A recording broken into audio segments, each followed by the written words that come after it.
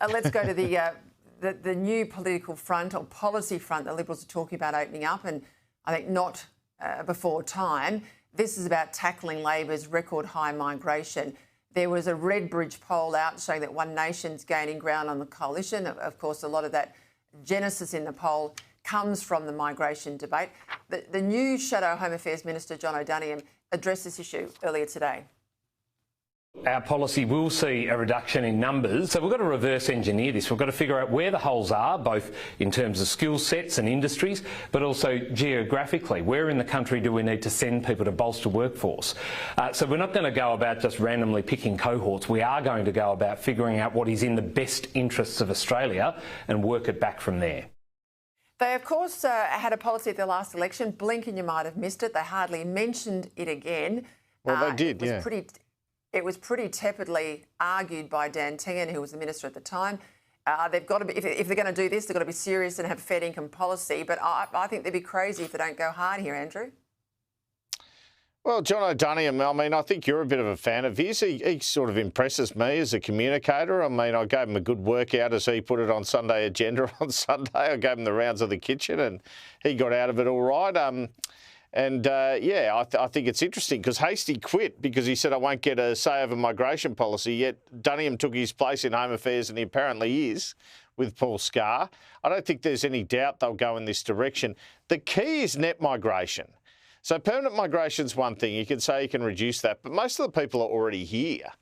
So why we've got such big numbers really putting the pressure on infrastructure is net migration. So they need to address that. And if they have to say we're getting less foreign students, then say it.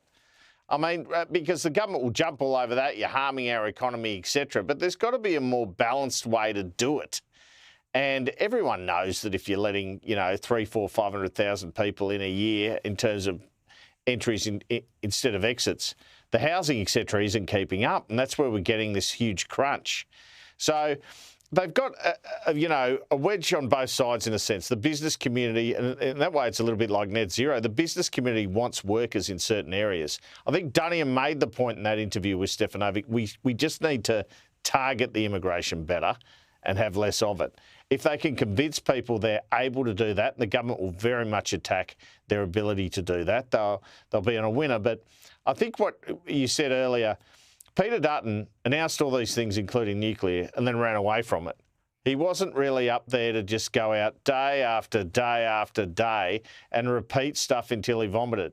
And that's the test for the Liberals now, including Susan Lee. That's the only way to get the message across, because unfortunately for us, Peter, if we hear it 1,000 times, there's plenty of people out there who've only heard it one time out of the 1,000. Mate, I can tell you I've been talking about net zero now for about 4 or 5 years here, non-stop, ever since Scott Morrison put it in. I'm sick of talking about net zero, but I've got to keep talking about it because it's critical to the country's future.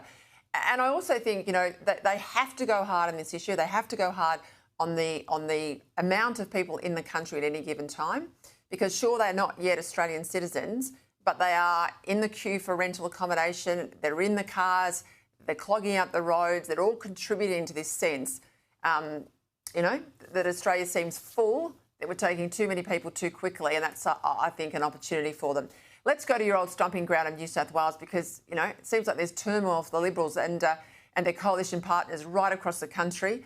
There's talk tonight that there's a move there on Liberal leader Mark Speakman.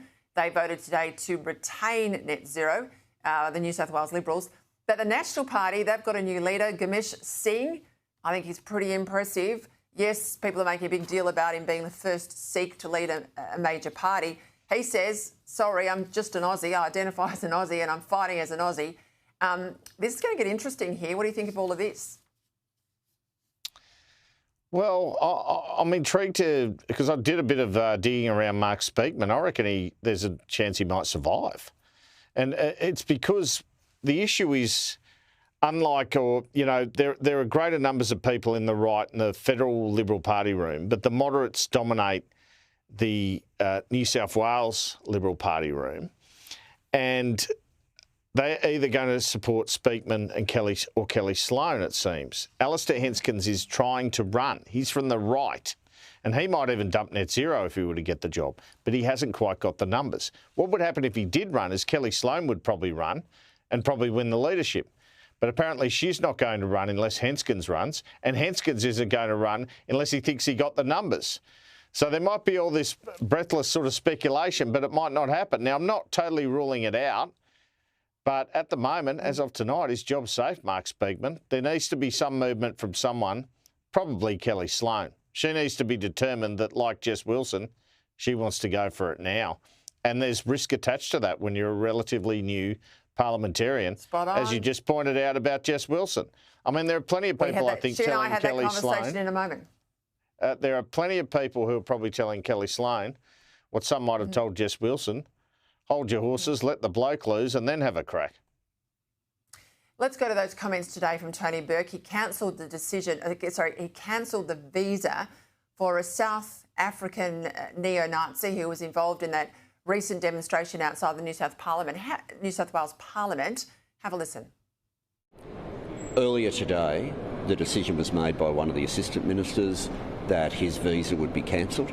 He no longer has a legal right to be in Australia.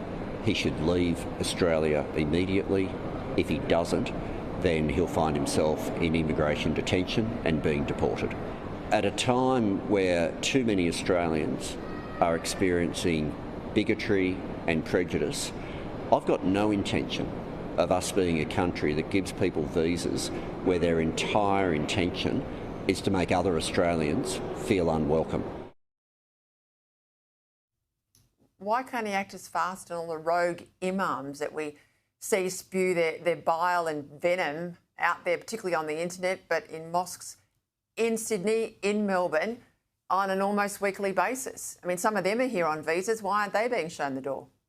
Some are citizens too, but yeah, I think some are on visas.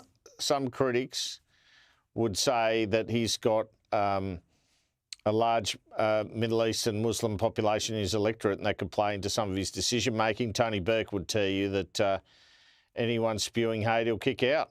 I guess his record in time will be able to establish that, whether or not that's the case. I've yet to see one imam thrown out like I am seeing in France and Italy and other countries overseas, but he's still got time. Let's see if he changes course. I think your analysis as to why he is motivated as he is, pretty accurate, Andrew. I'll leave it there. Thank you.